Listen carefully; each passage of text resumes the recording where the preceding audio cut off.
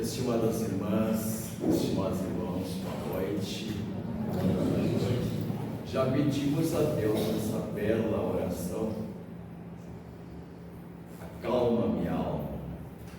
Então, realmente, nós estamos com a alma acalmada. E é nesse sentido que nós comungamos os nossos pensamentos com a espiritualidade amiga, e nesta casa exerce um notável trabalho que não se limita apenas no compartilhamento das atividades aqui de Tramandaí. Tudo é interligado no universo, e com certeza esta casa está na agenda de Jesus. A gente não tem dúvidas, porque Jesus veio e se apresentou ao mundo, e a partir da sua estada aqui na terra, ele, deixando toda a necessidade dos conhecimentos das leis, dos mandamentos de Deus, não apenas ele trazia, mas ele ratificou o que já viera de revelação pelos antigos profetas lá do Antigo Testamento. Jesus colocou-se à nossa disposição. Ele não vem mais, mas pela terra ele anda, com certeza, acompanhando, estimulando o trabalho dos milhões de discípulos que entenderam lá por aquela época, que vão entendendo no decorrer desses 2000 anos, e aí encontramos no nosso também, ainda que mínimo tarefeiro, nem diria um servidor, que é algo maior, mas nas tarefas possíveis, nós estamos sob o amparo do Cristo. E vamos nesta noite estudar o capítulo 16 do Evangelho segundo o Espiritismo, um tema extremamente interessante, muito bom para nossas reflexões, porque Jesus só trouxe o ensinamento diante deste tema na circunstância que se apresentaram, quando ele então falava ao povo, e o povo era formado de diferentes interesses, de diferentes situações sociais, homens poderosos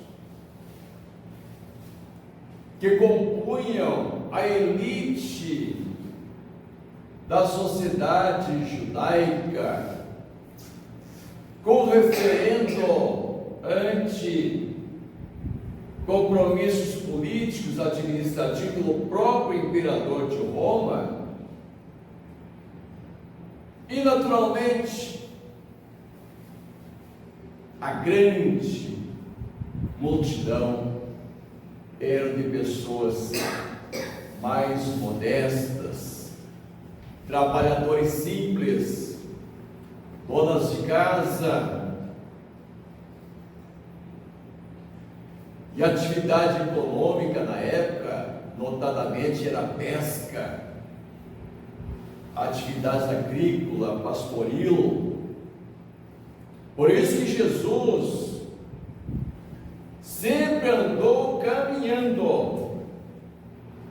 Não vamos ler no Novo Testamento que Jesus tomou algum carro da época, puxado a cavalo, algum carro de boi, que pudesse descansar suas pernas. A única vez citado no Novo Testamento que vimos Jesus não andar caminhando, mas foi por pequeno percurso, foi quando ele entrou em Jerusalém montado num burro. Mas fez parte das promessas milenares, seculares, de que o Messias assim o fazia. Então Jesus percorreu uma grande área da Palestina, viajando de cidades a cidades, vilarejos a vilarejos, reunindo meia dúzia, 10, 100 pessoas, não importa o número de gente que o ouvia. Ele deixava ali a semente do Evangelho, porque ele sabia onde estavam os espíritos reencarnados com compromissos com a boa nova que ele trazia. Como nós também reencarnamos e estamos na casa espírita entusiasmados, trabalhando, servindo ao Cristo, porque fomos convidados. Naquele convite que ele fizera, numa promessa de futuro, que diante das dificuldades de entender na sua interesse os seus ensinamentos, porque ele falava por parábolas, algumas ele dava explicações aos apóstolos que o acompanhavam, mas outras não. Informava-lhes que era para o entendimento futuro. Está lá no texto bíblico do Novo Testamento. E ele disse ao mundo, porque os apóstolos representavam o futuro desses 2000 anos que nós estamos inseridos, com alegria, prazerosamente, com gratidão por estarmos conhecendo as verdades reveladas através da mediunidade, do trabalho notável de Allan Kardec.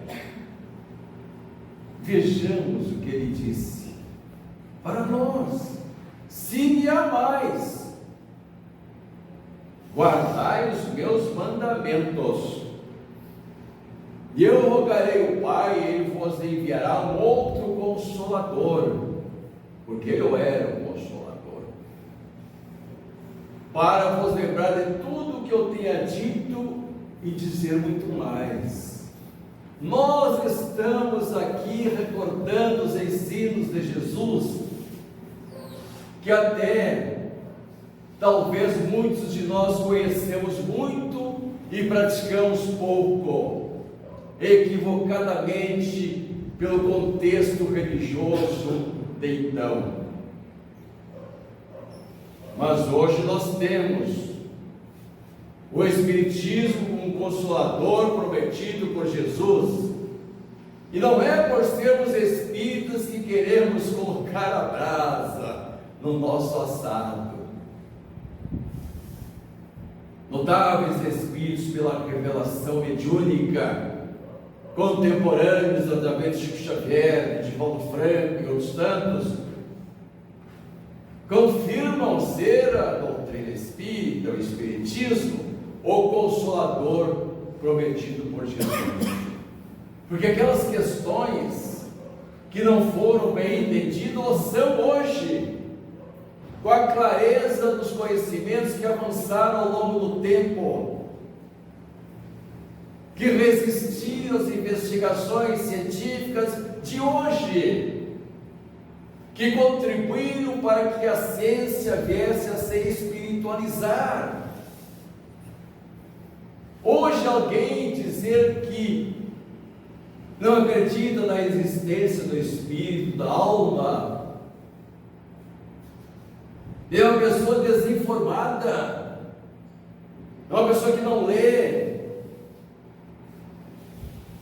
que não assiste um programa esclarecedor como um documentário, as pesquisas científicas desenvolvidas nesta área. Todos os segmentos da ciência hoje admitem a existência do Espírito. E quem informa detalhadamente, esclarece o que é o Espírito, são eles mesmos, através da mediunidade que revelaram Allan Kardec, que colocou para todos nós nos livros que nos apresentaram. Mas possa saber que é o Espírito, apenas sabermos, como sabemos tantas coisas, relegamos a exatidão de suas práticas. Sabermos que este corpo perece não é novidade. Eu pedi para mais de 100 anos, e não é exagero, porque as gerações que estão vindo têm uma genética para viver 150 anos, nos diz a ciência.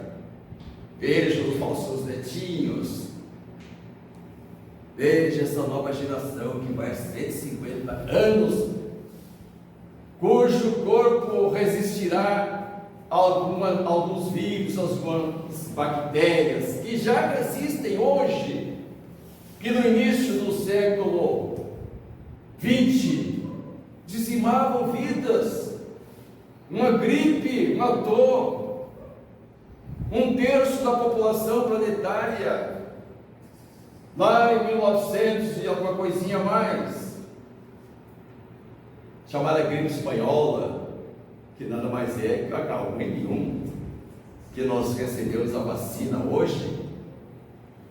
Ela se acalmou, esse vírus se acalmou, mas quis entrar novamente em ação, e a ciência já está preparada para detê-la no seu avanço. O nosso tema é: não se pode servir a Deus e a Mamon.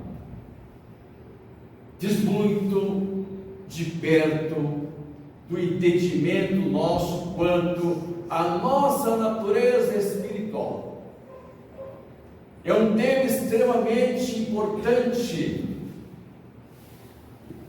porque mostra-nos a prioridade que temos que ter em nossas vidas, no nosso dia a dia, nas nossas horas, as nossas prioridades.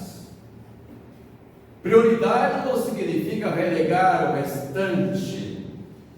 Quando nós vamos num restaurante e ali encontramos um farto buffet, que não é muito comum, mas no Brasil e notadamente aqui no Sul, aquele farto buffet de saladas, várias espécies de carnes, as lasanhas, etc, etc. Nós vamos passando e vamos nos servindo comedidamente. E alguns daqueles pratos bonitos, bem enfeitados, nós passamos por ele. São as nossas prioridades. Veja a prioridade alimentar, que é comum a todos nós. Não são um elenco de eventos que se consideram socialmente como indispensáveis. Até na área dos prazeres, a gente necessita pessoas neste momento que deram prioridade a estar sentado, e não é próprio de Tramandaí, é de toda a cidade praiana, tomando o seu whiskyzinho, os seus aperitivozinhos, salgadinhos, etc. Tomando as suas dúzias de cervejinhas. Quando eu digo a dúzias, significa dizer que o Espiritismo não proíbe nada. O Espiritismo é uma doutrina disciplinadora. Não nos furtamos de participar da sociedade, mas certamente já conseguimos eliminar as bebidas destiladas, e alguns já eliminaram totalmente, o que hoje recomenda-se zero de álcool na direção.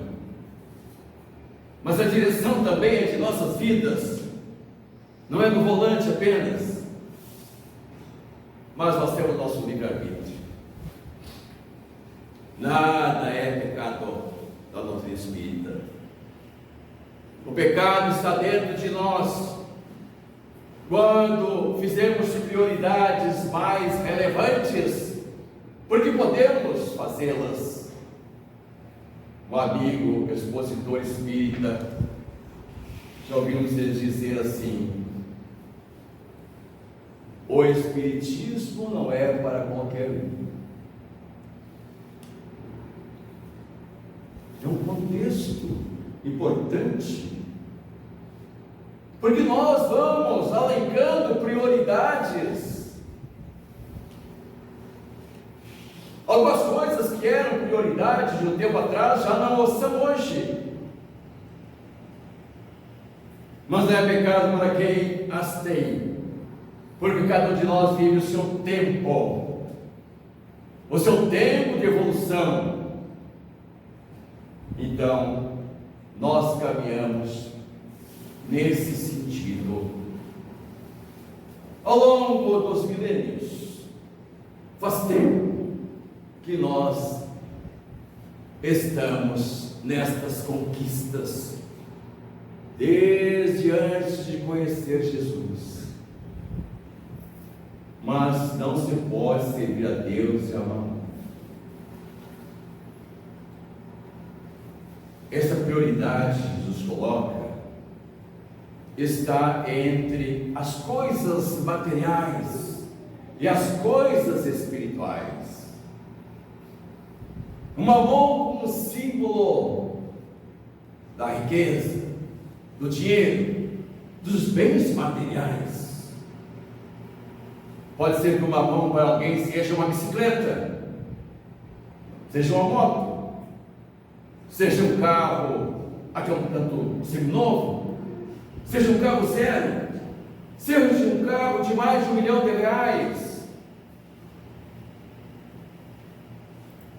É peculiar para cada um de nós. Aonde socialmente estamos inseridos, também vão as nossas prioridades. Mas já presente como exemplo para nós na Terra, de indivíduos que são privilegiados com os recursos materiais, são ricos, mas nem ligam para isso, vivem das coisas modestas. Daqui um pouquinho citaremos alguns. Mas Jesus, quando se reunia com o povo para falar, não sabia quem estava ali para ouvi-lo. Vez por outra da multidão, alguém o surpreendia, na visão nossa, porque Jesus tinha um olhar de raio-x. Ele sabia das possibilidades, das inquietações, dos questionamentos de todos, e estava com certeza preparado para passar a mensagem, não apenas àquele que o perguntaria, mas a todos presentes. E para nós hoje, que vamos entender, conforme os relatos mediúnicos dos Espíritos Allan Kardec, conforme as elucubrações de Allan Kardec, e ali estava, em certo momento, reunido uma pessoa jovem ainda, muito rica. E vejamos a conversa que essa pessoa lançou a Jesus. Não foi Jesus que colocou palavras que viessem a interpretá-lo como alguém que estivesse condenando isso, condenando aquilo. E vamos ver também a prudência de Jesus ao tratar dessas questões delicadas, porque ali estava um jovem rico. E Allan Kardec reúne vários momentos similares que tinha junto ao público ricos, que queriam esclarecimento, alguns até mesmo infelizes, mas ricos, porque não é por ter muito dinheiro que se é feliz, não é por ter muitos bens que se é feliz. A felicidade faz parte das nossas escolhas, aquelas escolhas que não trazem conhecimentos de aflições, de desesperos, de arrependimento e muito mais, se for de remorso, que é um verdadeiro sentido mental da criatura. Então vejamos aqui, Kardec colocou o título Salvação dos Ricos. E Jesus então faz uma fala preambular: ninguém pode servir a dois senhores, porque amará um e não ao outro, ou pretenderá a um e desprezará o outro. Não podeis servir simultaneamente a Deus e a Mamon. O servidor abdica de muitas coisas, então podeis servir simultaneamente a Deus e a Mamon. Então aproximou-se um jovem e disse, eu gosto muito desse diálogo aqui, que ele é até hilariante, ele é meio de bom humor.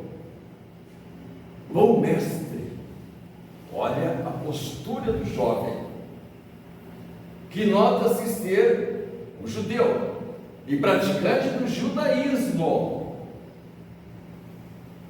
Bom mestre,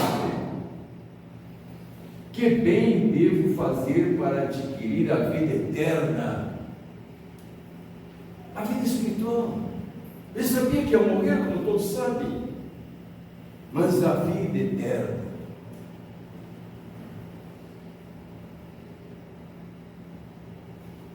Respondeu-lhe Jesus: por que me chamais de bom? Veja só a seguir a conversa desse jovem. E Jesus já saltou lá na frente. Por que me chamais de bom? Porque esse jovem já tinha outras escolhas como algo bom.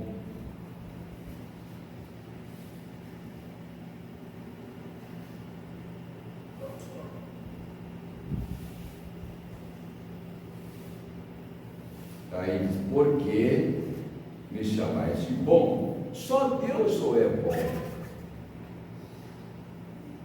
Se queres entrar na vida eterna, era o que ele queria. Guarda os mandamentos. Guarda os mandamentos. Mas o jovem era praticante do judaísmo. E o judaísmo se apresentava as magnas leis, o decálogo recebido por Moisés, os 10 mandamentos. E Jesus dá uma refrescada na sua memória. O jovem pergunta, mas que mandamentos?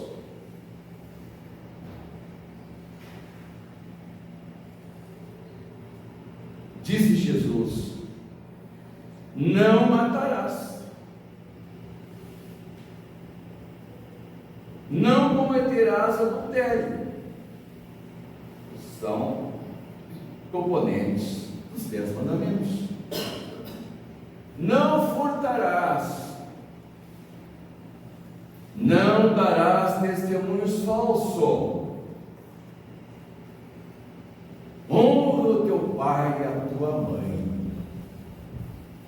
E Jesus conclui com uma coisa nova que esse jovem não conhecia, porque foi Jesus que anunciou esse mandamento magno das leis de Deus: ama o teu próximo como a ti mesmo.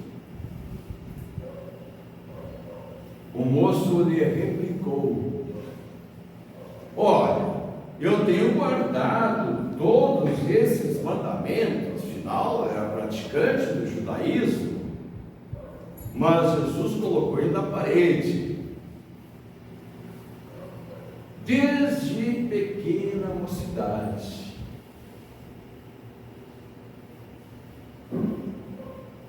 Que é que ainda me falta então, Senhor?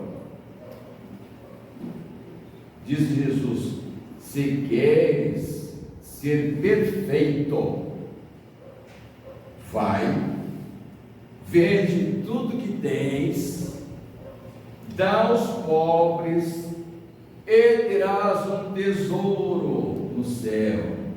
Depois de tudo isso, vem e segue-me.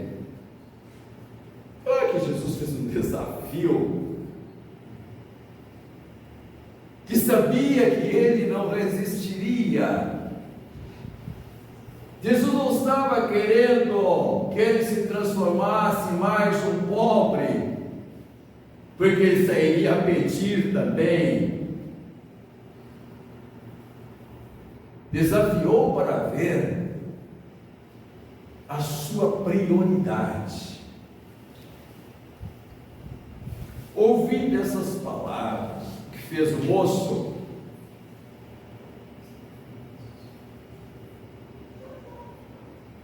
saiu todo tristonho, virou as costas para Jesus. Aí Jesus aproveitou, enquanto ele virava as costas, dirige-se ao povo e diz: é mais fácil que um camelo passe pelo buraco de uma agulha do que entrar no reino dos céus. Camelo não é o bicho camelo. A língua que Jesus falava era aramaico, o dialeto do hebraico. Camelo era um carro, uma corda grossa, que quando o navio chegava ali para descarregar os peixes, jogava aquela corda, como até hoje a gente vê aqui por Tramandaí, aqueles carros segurando, né, as redes. Mas lá no barco também, para puxar. Então aquele cabo era grosso, era feito de pelos de camelo. Hoje são cabos de aço puxando várias toneladas de peso de um barco pesado. Então vejamos aí que Jesus não recomenda a pobreza em detrimento à riqueza. Até porque logo em seguida Allan Kardec sabiamente colocou mais um encontro de outro rico neste mesmo capítulo. E que aí nós vamos ver outra postura de Jesus, outra recomendação de Jesus para este rico. Esse rico era Zaqueu. Zaqueu era um publicano, cobrador de impostos, homem muito rico, e por ser muito rico, em função da sua atividade de cobrança de impostos, ele era detestado, como todo rico. Já fazia parte do colégio apostolar um publicano, Mateus. Vocês lembram? Quando Jesus compunha a sua equipe, ele entrou na coletoria. A nossa Receita Federal hoje e convidou o chefe Mateus, porque sabia que Mateus era um deles, escolhido na espiritualidade para compor sua equipe. Convidou, e Mateus surpreendeu-se de tanta alegria, foi para casa e contou à esposa do convite que recebera do Nazareno, do novo profeta que diziam de boca em boca ser o Messias, que fazia milagres e falava com profundidade das leis de Deus. A esposa relutou: mas nós somos ricos, e como é que vai abdicar do cargo? E ele a confortou: a nossa riqueza te permitirá conforto por toda a vida com os filhos, mas eu vou seguir Jesus. E o fez. Escreveu, ele era um dos mais cultos da equipe, e ele foi acompanhar Jesus e escrevia os ensinamentos, a fala de Jesus, e apresentou depois o Evangelho. O evangelista Mateus é esse publicano. Então, um publicano chamado Zaqueu foi ouvir Jesus, já sabia dos comentários e queria pessoalmente ver e ouvir, e sendo homem de baixa estatura, queria ouvir, mas ver Jesus. Ele subiu no sicômoro, que é uma árvore frondosa, uma espécie de figueira muito comum na Palestina, que dá figos.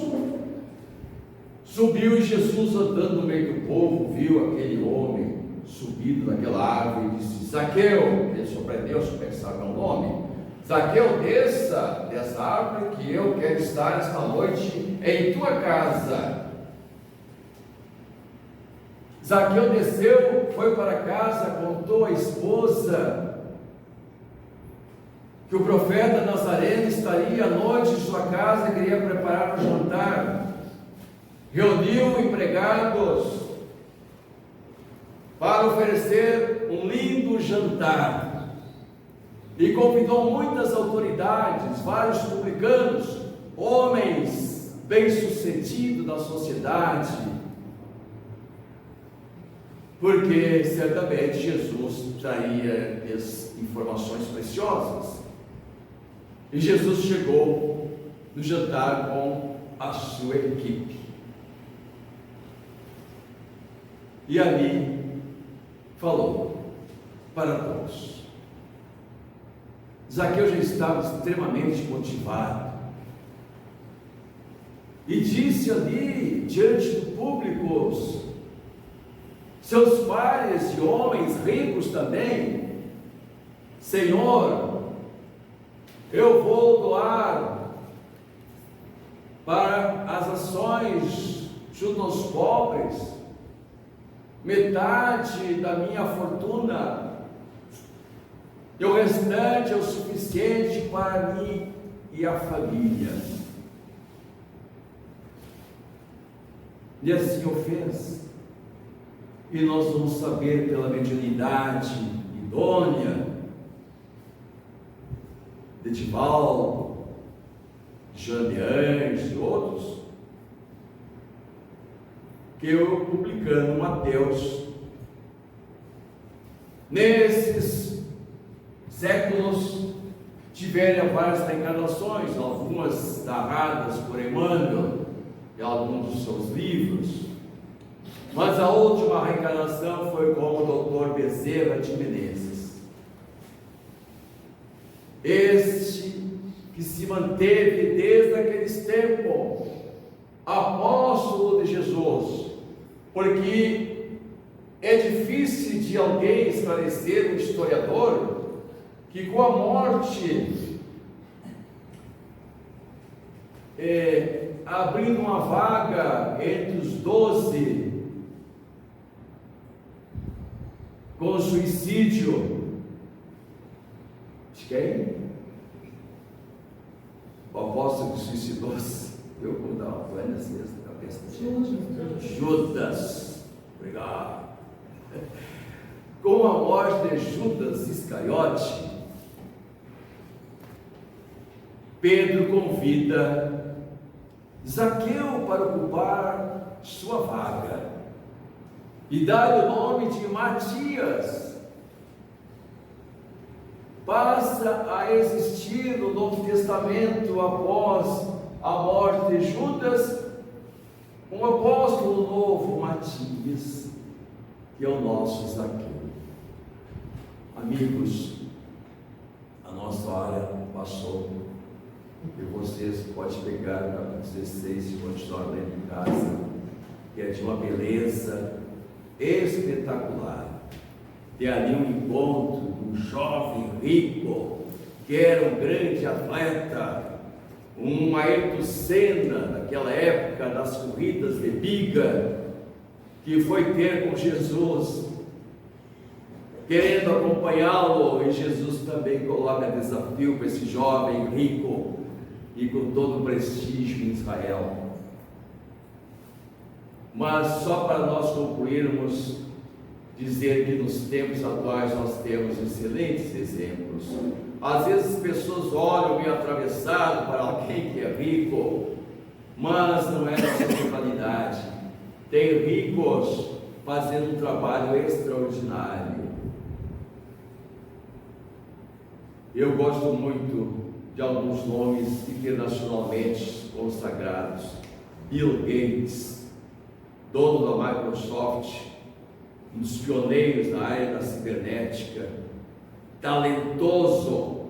Eu tenho uma revista guardada que na época chamada, a revista era Isto É, hoje está meio desaparecido as revistas, uma entrevista há mais de 30 anos que ele concedeu Isto É, dizendo que deixara em cartório 90% da sua fortuna. Ele era o homem mais rico, era para continuar sendo distribuído para as instituições filantrópicas e educacionais, e ele o faz até os tempos de hoje.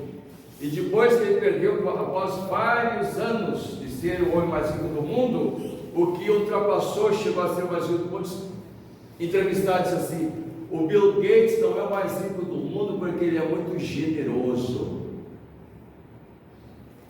tem sentido de amor pelo próximo.